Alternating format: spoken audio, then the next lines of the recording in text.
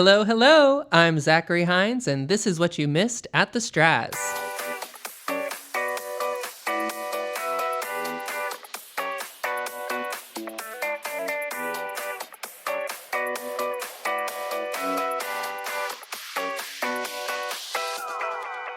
Welcome. I'm Zachary Hines, and I'm here with the lovely LeeAnn Day Douglas. Hey. And today we have actually a very special guest, my mom. Woo! Oh, thank you. Good morning. So we all went to see Fiddler on the Roof together. I thought it would be fun to bring my parents. It was their anniversary just a few weeks ago. I didn't know that. Yes. Yeah. Happy anniversary. Thank you. What year was it? How many years? Well, 38 years of wedded bliss and 11 years of on and off dating prior. Oh, very nice. Wow, so you're Long almost to time. 50. Yeah, You're at almost. 49 years I know. of... Don't remind me. Wow. So we all went to see Fiddler on the Roof, but I thought it'd be fun to make it a family affair this time because really I'm here because of my parents, and it's all your fault, Mom and Dad, for getting me involved in the arts. And I still remember when you were taking me to see my first Broadway show, Phantom of the Opera, and and what did you do? Well, prior to seeing the show, we got the CD, played the music, so you'd hear the music, the original score, and get an idea what the show was about. And so we went into the city that day. We went in early. We walked for hours and hours just exploring the city.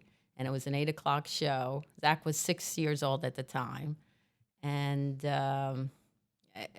we recall there was a couple behind us, that had commented, why would someone take such a young child to a show this late at night? So the people who were commenting on, how dare they bring a child to this young to the theater, they thought they were going to have kind of a gotcha moment when they asked me, oh, so how are you liking the show? And so I said, oh, well, the lead is nice, but she's no Sarah Brightman. Oh, gosh. She's no Renata Tabal.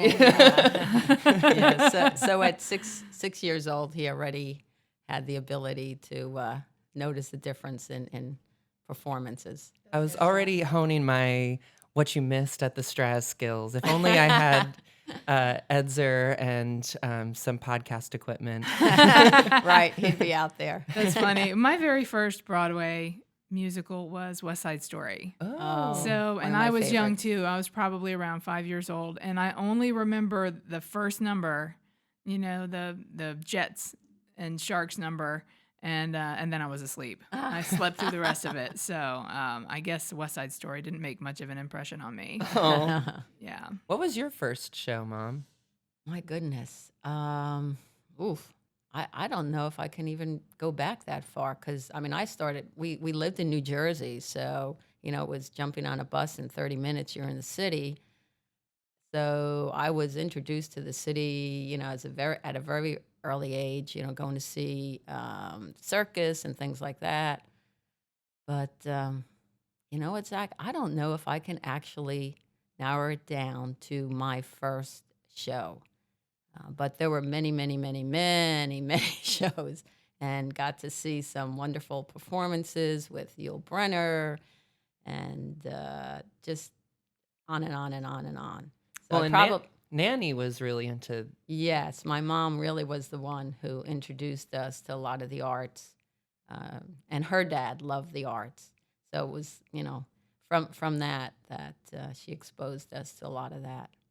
And it's an interesting recurring theme that I hear from people who are involved in the performing arts, who love the performing arts, is that their parents got them involved in the performing arts. My mom is the kind of person that just bursts into song. And I never knew as a child that they were actual songs. I thought she was just making them up. This amazing songwriter. Yes, and I was like, Like, wow, wow. she has a song for everything.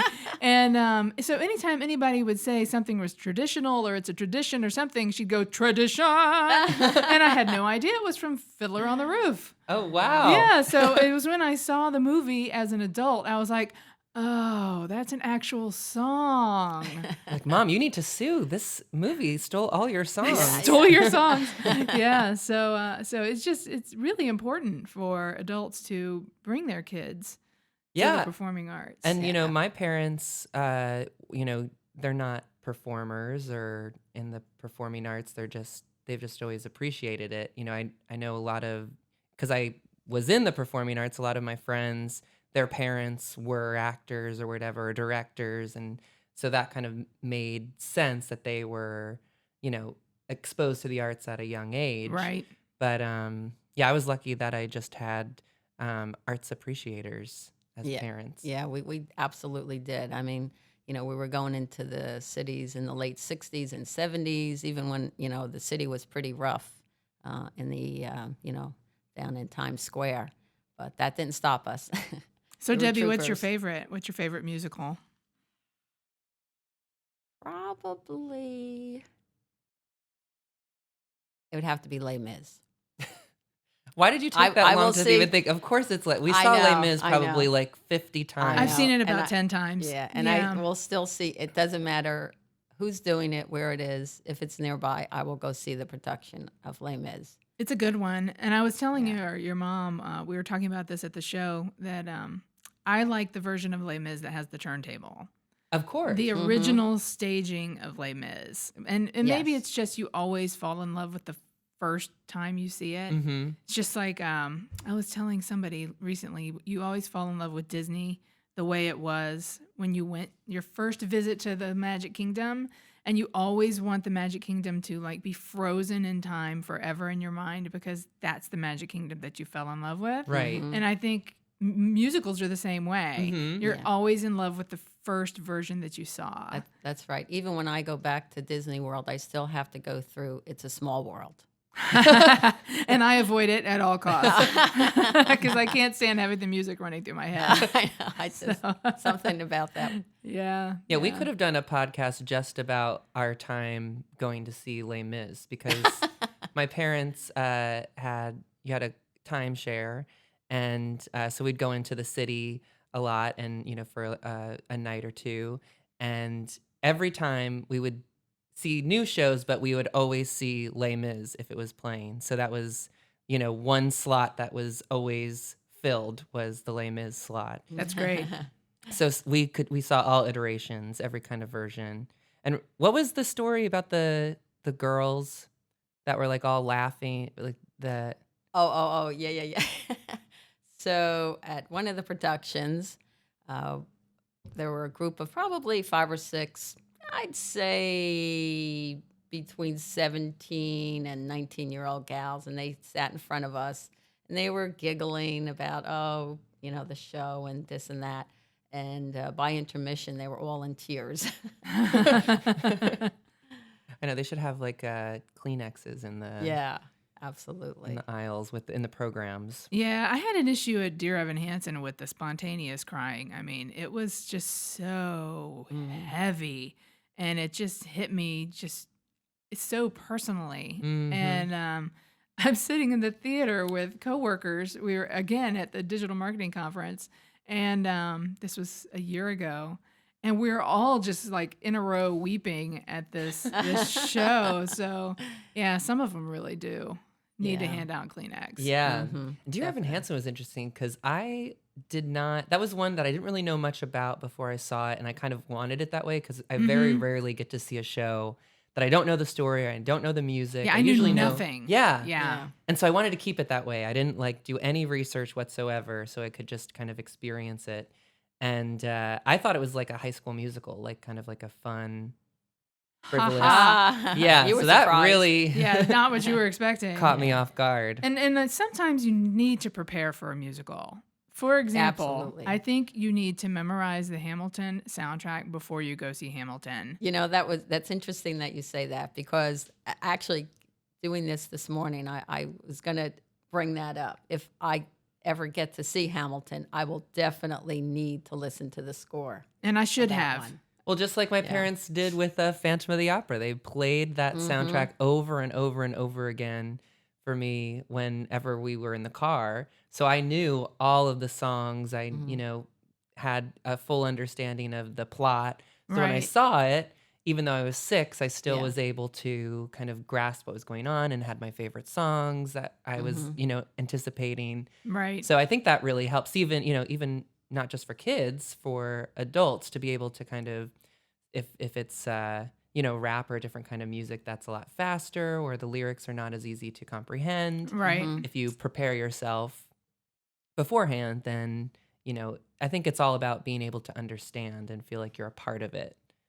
Yeah. And Right. these days, you can just get all the music on Spotify. So Oh yeah. it's not even like you have to purchase the album. See how old I sound? Yeah. But it's not like you have to purchase it before and then memorize everything. Although that was one of my first CD sets, was the Les Mis double CD. Yeah. I remember Yeah, I that. have And that. in the Yep. middle, it Yes. had all the lyrics, so you Uh-huh. could just Yeah. pull the little booklet out of the middle and just Mhm. read along as you listen to the soundtrack. I miss that. I love the 80s. So that was fantastic. So Yeah. yeah, I think it's good to prepare yourself before you come. Oh yeah, I'm Absolutely. preparing Bougie right now. I always play music for him, and when Bougie is a dog, by the way. yeah, yeah, Bougie is my little Bichon fur child, and he's listening to Fiddler on the Roof right now. Very nice. Yes, Very good. Keep it themed. yes, he's like a Yes. little Tevye, I can imagine. Little Tevye. So let's take a break.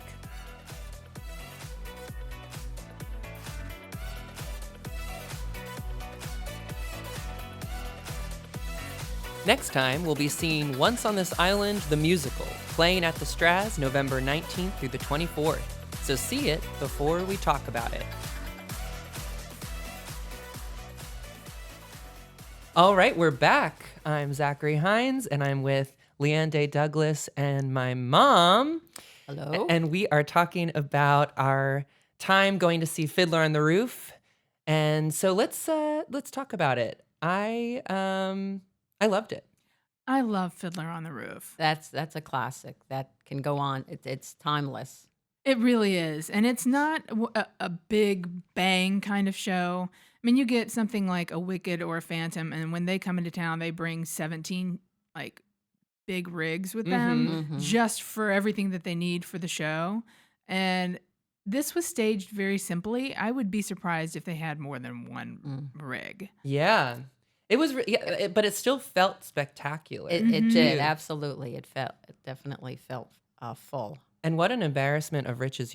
I always forget how many amazing songs are in that show. Mm-hmm. Just like one right after the other, and you're like, oh, right, this is from Fiddler. Yeah. Mhm. Well, and the first number, the tradition number with the dancing, and it was phenomenal.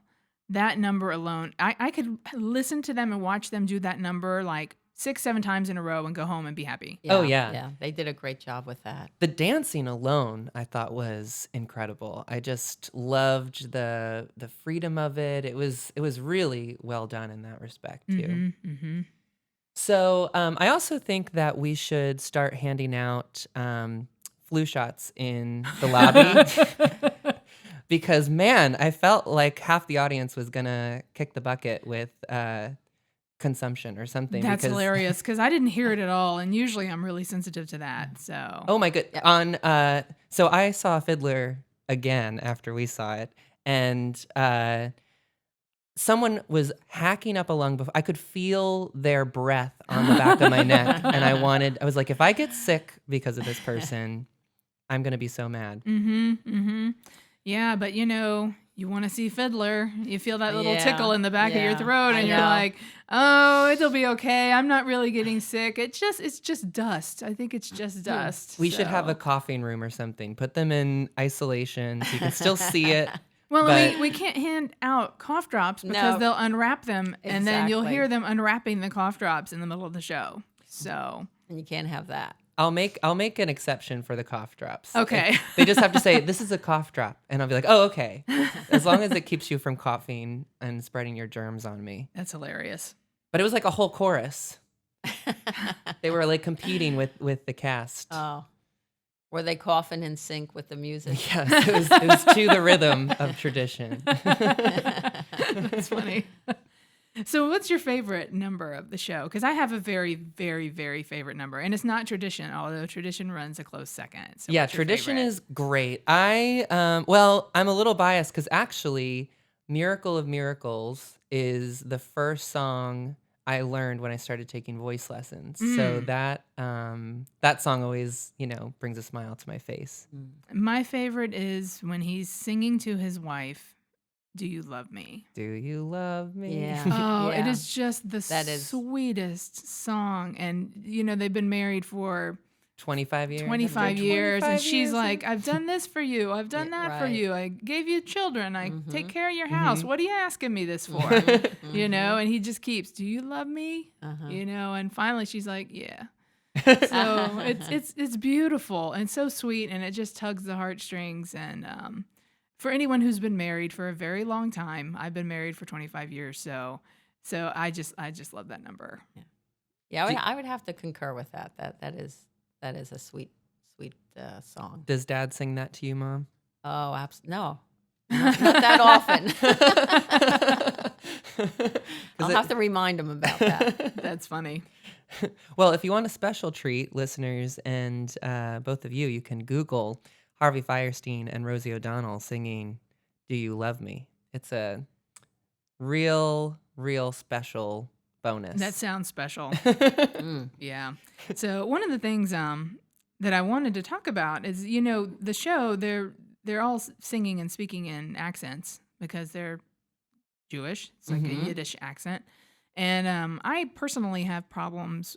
I have some hearing problems, and so I don't go to the theater as often as I used to because of them. And especially listening to people speaking in accents, I have an issue. Sure. And so I had to listen. I have to concentrate really, really hard to understand what they're saying. And so I was talking to a coworker, and we would love to have open captioning or something like that here at the Straz Center, and that's a technology that we're hoping to put into place and make possible in the near future. But she was telling me that the People's Light Theater in Philadelphia have smart caption glasses.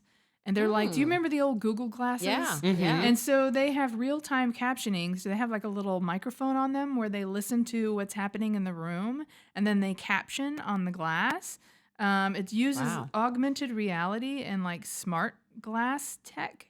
It's a pilot program that they're running right now. Oh, wow. To see Great. how those work. So I'm a little jealous of them. I would love for us to be able to do something like that here. So hopefully sometime soon we'll be able to, and I'll be able to not have to concentrate so hard at the theater. Oh my God, that's Yeah. so. It could be like pop-up video too. We could like pop in like, did you know Harvey Fierstein and Rosie O'Donnell played Tevye and Golda on Broadway? You must have really enjoyed that because you bring it up a lot. Well, it's just so fun. Can you imagine?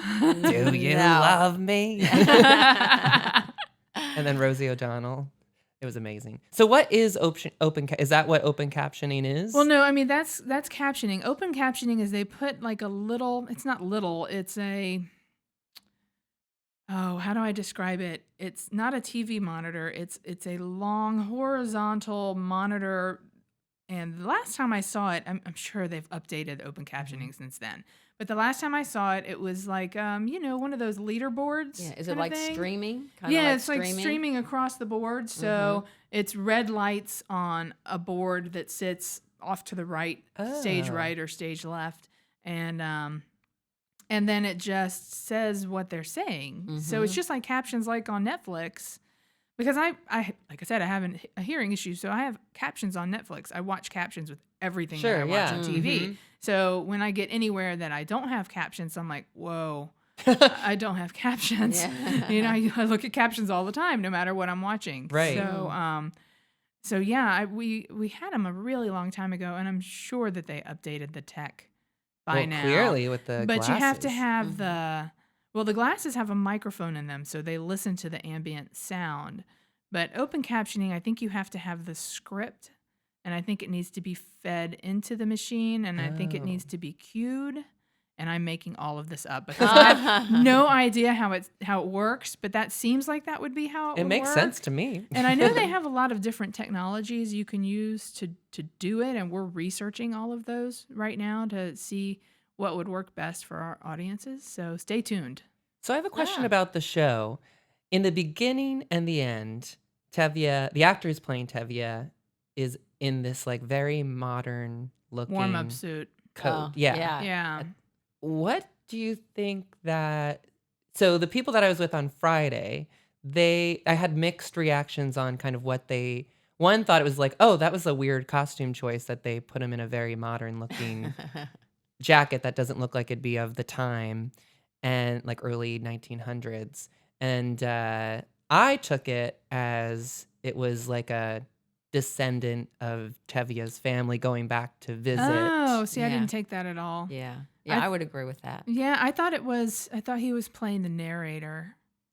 And so he was a modern narrator telling us and reminding us of the things that happened historically, not to let us forget, and then kind of wrapping it up at the end. Okay. Well, that's a good. Well, because I know it's based on a book, because he was reading from a book. And like Fiddler on the Roof is like a series of stories that the musical is loosely based on. And so then I was like, well, is he the author who's kind of writing this book? And we jump in. It was very kind of, There was a disconnect. yeah. Yeah. I agree liked with it, that. but I wish they kind of added a little more context to who he Right, what that was all about. was. So another thing I was thinking about too was how relevant the story is today. I mean, when we saw it, not to get too serious, but I mean, it is a serious show, as lighthearted and as much humor there is in it, because he's such a funny. I love when he's the rebellious revolutionary is like, wealth is a curse, and he's like, well, may God Yeah. smite me with it, and may I never recover. Yeah. And no, it is. It is still relevant today. I mean, when you think of all of the people who have been turfed out of their communities Mhm. and are trying to find a home elsewhere and not finding home elsewhere, and that's happening all over the world. Mhm. And it's the 2000s. Yeah, it's hard to believe that that's still going on today. Mm-hmm. True. Right. And really, because the police force, they tried, the captain or whoever he was, he tried to be all friendly with Tevye, and kind of blamed, oh, well, these are orders I have to follow. But really he could have, I think it's also being complicit in kind of terror and taking things out on people. Mm-hmm. But it was interesting, and I think I was happy that it was performed to full houses, because I think it's a great way to it was a great reminder of humanity and accepting different communities. Absolutely. And that's why I think we had the guy in the modern jacket, because I think that he was there to remind us that this is still happening. Right, right. That it's not just something that happened in the early 1900s. This is something that is happening today. Right. Ooh, too Yeah, serious. that is. Well, that's Oh a my great way to gosh. tie that together. That really helped. I'm glad we talked about that. Mm-hmm. So I'd like to start a new segment called The Hall of Shame. Oh, yes. We should have the Hall of Shame. So, to this man who thought it would be a great idea, the show is wrapping up. It's a rather serious ending. Very serious ending. And, everyone's packing up their belongings, moving out of their homes. They're, walking in the circle. The show is clearly winding down. Like, we're getting to the conclusion of the show.